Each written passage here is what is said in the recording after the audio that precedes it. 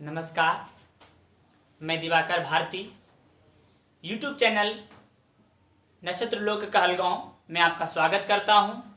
आज की इस वीडियो में बिहार बोर्ड के 12वीं कक्षा के विद्यार्थियों के लिए 100 अंक का हिंदी के काव्य खंड में सूरदास द्वारा रचित प्रथम भाग का विस्तृत वर्णन करूंगा, जो कि परीक्षा के दृष्टिकोण से अति महत्वपूर्ण है।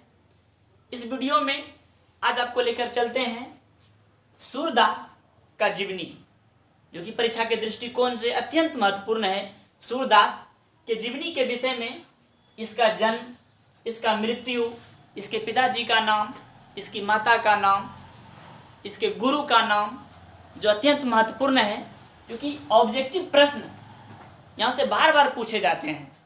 तो चलिए आज आपको हम तुलसीदास का जीवनी का वर्णन करेंगे। तुलसीदास के जीवनी के विषय में जानने से पहले इसका एक बहुत सुंदर एक कहानी है, जिसको कि जानना बेहद जरूरी है। तो इसका जन्म, तुलसीदास का जन्म 1543 ईस्वी में हुआ था, ऐसा भी विद्वानों का मानना है। तुलसीदास का जन्म 1543 ईस्वी में हुआ था और वह स्थान था उत्तर प्रदेश। उत्तर प्रदेश में एक बांदा जिला है। उत्तर प्रदेश में एक बांदा जिला है और उस जिला में एक गांव है और उस गांव का नाम है राजापुर। उस जिला में एक गांव है जिसका कि नाम है राजापुर। तुलसीदास का बचपन का नाम राम बोला था। तुलसीदास का बचपन का नाम राम बोला था। कहीं कहीं इसका मूल नाम भी पूछा जाता है कि तुलसीदास का मूल नाम क्या था, तो आपको वहां भी राम बोला ही ट्रिक करना होगा। तुलसीदास की माता का नाम हुलसी देवी था। तुलसीदास का माता का नाम हुलसी देवी था।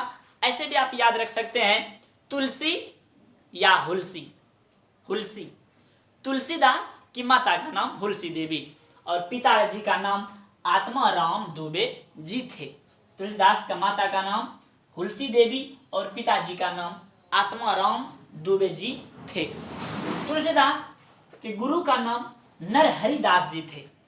तुलसीदास के गुरु का नाम नरहरिदास जी थे, जो कि परीक्षा के दृष्टिकोण से यह बहुत महत्वपूर्ण है। तुलसीदास के गुरु का नाम नरहरिदास, जो कि आपको याद रखना है।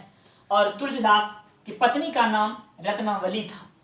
तुलसीदास का पत्नी का नाम रत्नावली था और यह रत्नावली के पिताजी का नाम दीन बंधु पाठक जी थे।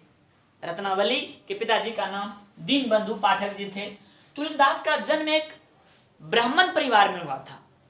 इसका जन्म बड़े ही घोर तकलीफों, इसका बचपन बड़े ही घोर तकलीफों से बीता था और अंत में जाकर एक हिंदी साहित्य के सूर्य, चमकता हुआ सितारा, हिंदी साहित्य में इसका एक अलग पहचान बन गया। हिंदी साहित्य के सुप्रसिद्ध कवियों में से इसका गिनती अभी होता है। तुलसीदास की पत्नी का नाम रत्नावली और तुलसीदास का निधन 1623 ईस्वी में हो गया था। तुलसीदास का निधन 1623 ईस्वी में हो गया था। तुलसीदास ने अपने जीवन काल में अनेकों सुप्रसिद्ध रचनाएं की और तुलसीदास का सबसे सुप्रसिद्ध रचना, जो कि जग जाहिर है, और वह है रामचरितमानस। रामचरितमानस याद रखिएगा, पूछेगा रामचरितमानस के लेखक कौन है, तो आपको तुलसीदास ही टिक मारना होगा। रामायण और रामचरितमानस दो अलग अलग बात है। रामायण अगर पूछे तो आपको महर्षि वाल्मीकि ट्रिक करना होगा। अगर रामचरितमानस पूछे तो आपको तुलसीदास ट्रिक करना होगा। दोनों अलग अलग है, सुनने में एक जैसा। रामायण और रामचरितमानस, रामायण महर्षि वाल्मीकि द्वारा रचित है और रामचरितमानस तुलसीदास द्वारा रचित है। तुलसीदास का सुप्रसिद्ध रचना रामचरितमानस के अलावा पार्वती मंगल, जानकी मंगल, दोहावली, विनय पत्रिका इत्यादि इत्यादि रचनाएं तुलसीदास का महत्वपूर्ण है। तुलसीदास का जो जिक्र है, इसमें राम भक्ति पर आधारित जिक्र है। तुलसीदास ने जो यहाँ पर दो भाग का रचना किया है, इस भाग में इन्होंने प्रभु राम की भक्ति के विषय में बताया है कि प्रभु राम का भक्ति किस प्रकार से तुलसीदास करते थे। तुलसीदास के पद को जानने से पहले तुलसीदास का एक बार जीवनी एक बार फिर से बता देते हैं, क्या था इसका जीवनी। तुलसीदास का जन्म 1543 ईस्वी में। तुलसीदास का जो जन्म हुआ था वह स्थान था उत्तर प्रदेश, बांदा जिला, राजापुर गांव। इसका बचपन का नाम था राम बोला, इसका माता का नाम तुलसी देवी, पिता का नाम आत्माराम दुबे और गुरु का नाम नरहरि दास और पत्नी का नाम रत्नावली, और रत्नावली के पिताजी का नाम दीन बंधु पाठक जी थे। एक बार की कहानी है, तुलसीदास का जब विवाह दीन बंधु पाठक की पुत्री रत्नावली से हुआ तो तुलसीदास का पत्नी देखने में अत्यंत सुंदर थी। तुलसीदास को अपने पत्नी से बहुत प्रेम था। तो एक दिन की बात है, तुलसीदास की पत्नी रत्नावली एक दिन तुलसीदास को बिना बताए अपने मायके चली गई। अपने मायके चली गई। तुलसीदास जब आया घर तो जब उसे यह बात का पता चला कि रत्नावली हमें बिना बताए मायके चली गई है, तो तुलसीदास अपने पत्नी से एक दिन का भी इंतजार नहीं हो पाया और वह तुलसीदास अपने पत्नी से मिलने के लिए वह मायके चल दिया, आधी रात में मिलने के लिए। जब तुलसीदास आधी रात में मिलने के लिए अपने पत्नी से निकला तो सावन भादो का वह दिन था, नदी के उस पार उसको जाना था जहां पर कि तुलसीदास की पत्नी का मायके था। नदी में उभरता पानी था, तुलसीदास को अपनी पत्नी से मिलने के लिए जाना था और उस नदी में एक तैरता हुआ शव आ रहा था। तुलसीदास ने उस शव को नाव मानकर उस पर चढ़कर किसी तरह से उबते डूबते नदी के इस पार चले गए। वहां पर जाने के बाद तुलसीदास की पत्नी का मुख्य द्वार बंद था। किसी के घर में भी जाइएगा तो रात में, आधा रात में सबका घर बंद ही रहता है। तो मुख्य द्वार बंद था, तो पीछे के दरवाजे से अपने पत्नी से मिलने के लिए जाना चाहा, रुक नहीं पाया। वह जाने के लिए पीछे के दरवाजे से आया तो देखा कि दरवाजे से एक काला सर्प लटक रहा था। तुलसीदास ने उसी सर्प को पकड़कर खिड़की के माध्यम से अपने पत्नी तक मिलने रत्नावली तक पहुंच गया। रत्नावली ने जब तुलसीदास को उस अर्धरात्रि में देखा तो वहां एक उक्ति है, तो है लाज न आई मोह से मिलने आई आधी रात। मतलब आपको शर्म नहीं आया, इस चमड़े के शरीर के लिए आप आधी रात में हमसे मिलने के लिए चले आए, रुका भी नहीं गया। अगर इस चमड़े के शरीर से आपको इतना प्रेम है, जरा सोचिए, अगर इतना ही प्रेम अगर आपको ईश्वर से हो जाए तो आपका जीवन धन्य हो जाएगा, आपको मोक्ष की प्राप्ति हो जाएगा। तुलसीदास ने उसी समय वहां पर अपना पत्नी का त्याग किया और भगवान की तलाश में निकल गए और वहीं पर तुलसीदास को नरहरि दास जैसे गुरु का सानिध्य मिला और उसी के सानिध्य में रहकर इन्होंने अनेकों ज्ञान अर्जन किए और विद्या का अध्ययन किया और अंत में एक ऐसे महान कवि बना जिन्होंने रामायण को रामचरितमानस का रूप देकर दुनिया में एक अपना अलग मुकाम हासिल किया। तुलसीदास को हिंदी साहित्य का सूर्य कहा जाता है। तुलसीदास को हिंदी साहित्य का सूर्य कहा जाता है। तो तुलसीदास ने भगवान राम के प्रति जो अपनी गहरी प्रेम को बताया है, अपनी भक्ति को बताया है, इस प्रकार से तुलसीदास भक्ति रस के कवि हो गए। तुलसीदास भक्ति रस के कवि हैं, ये जानिएगा। रस अनेकों प्रकार के होते हैं, करुण रस, वीर रस, रौद्र रस, अनेकों रस है, श्रृंगार रस। उनमें से तुलसीदास जी भक्ति रस के कवि हैं।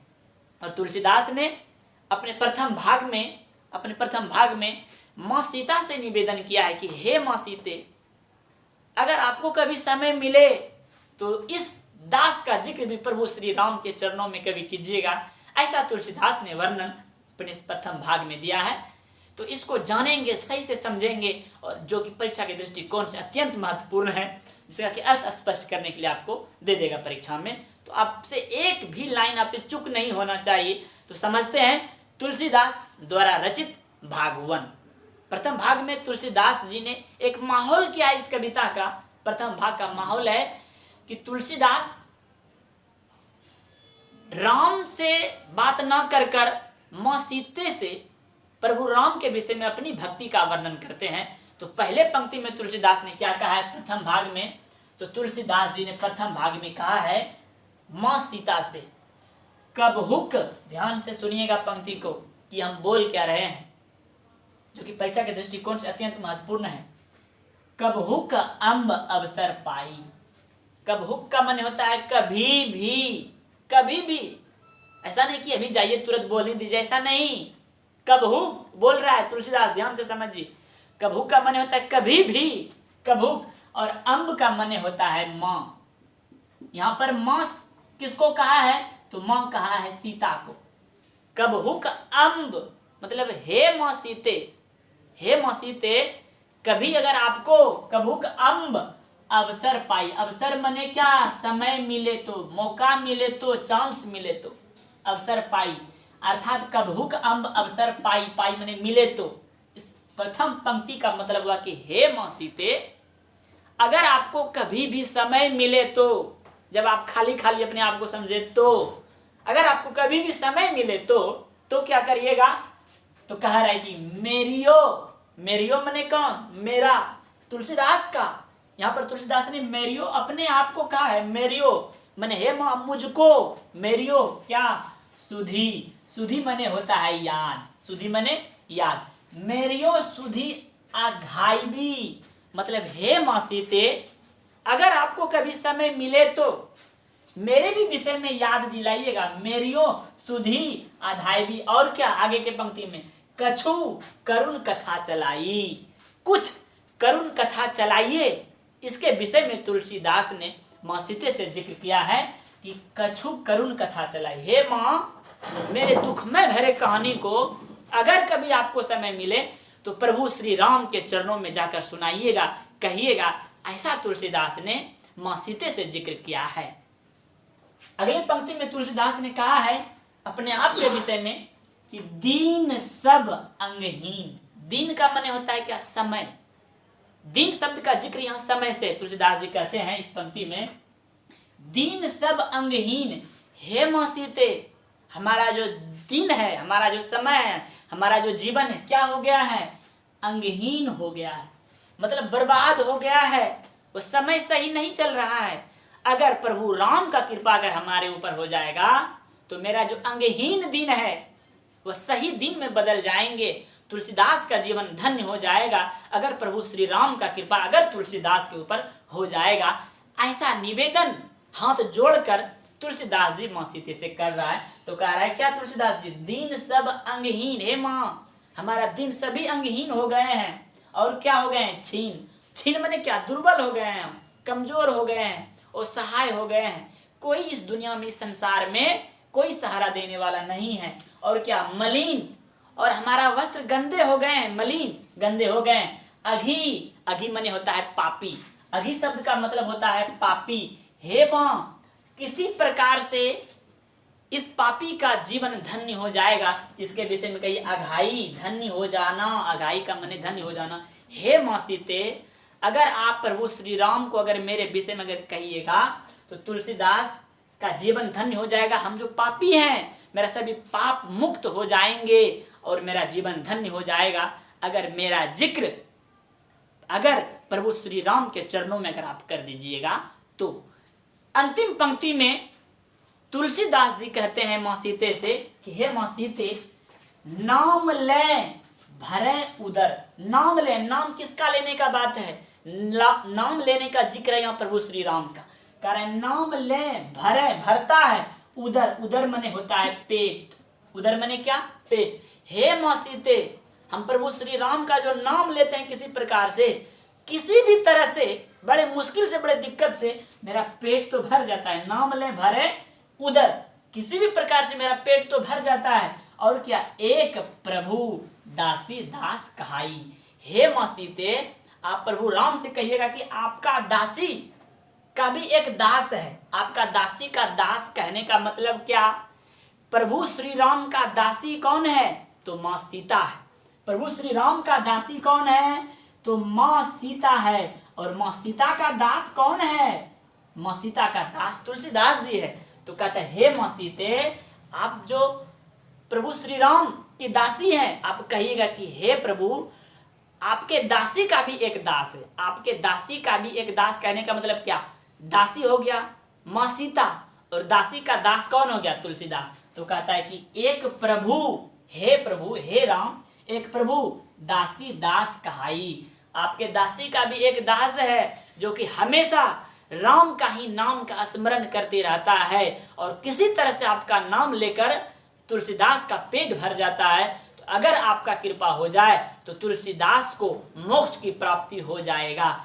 ऐसा निवेदन तुलसीदास जी ने माँ सीते से किया है। तो इस पंक्ति का शाब्दिक अर्थ और सुदृढ़ और सुंदर इसका अर्थ यही है। हमें विश्वास है कि इस चारों पंक्ति का अर्थ आप अपने से लिखने का प्रयास करेंगे, जितना कि हम समझा दिए हैं, जो कि परीक्षा के दृष्टिकोण से अत्यंत महत्वपूर्ण है। यह 2 पंक्ति परीक्षा में दे देगा, बोलेगा निम्नलिखित पंक्तियों का अर्थ स्पष्ट करें, तो आपको बोलना होगा प्रस्तुत पंक्ति काव्यखंड द्वारा रचित, काव्यखंड के तुलसीदास द्वारा रचित लिया गया अंश है। इन पंक्ति में तुलसीदास जी ने माँ सीते से निवेदन किया कि हे माँ सीते, कभी मेरे दुख दर्द को प्रभु श्री राम के चरणों में कहिएगा। यहाँ से यही प्रश्न का जवाब आपको देना होगा। अगर आपसे पूछे कि तुलसीदास ने अपना दोनों भाग कहाँ से लिया है, तो आपको बोलना होगा तुलसीदास ने जो पद का जिक्र काव्यखंड में किया है वह विनय पत्रिका से लिया गया है।